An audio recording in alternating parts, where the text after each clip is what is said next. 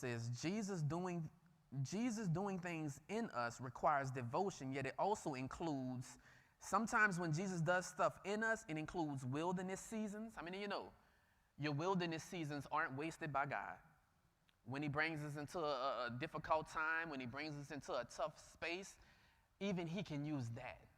Sometimes he can use our suffering. Sometimes he can use the uncertainty of things in our lives. And so don't just look at that as a woe as me moment. God could potentially be wanting to use what you're currently going through in order to use you to speak through you. And so not only can he use those, but sometimes the temptations and the trials and the suffering.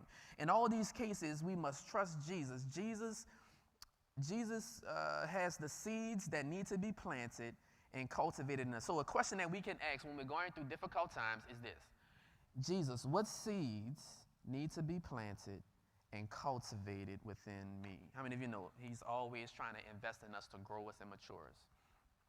The sanctification process requires that we yield ourselves to be refined by God. None of us have arrived. And so today we ought to have gotten another step closer to his throne of grace and mercy.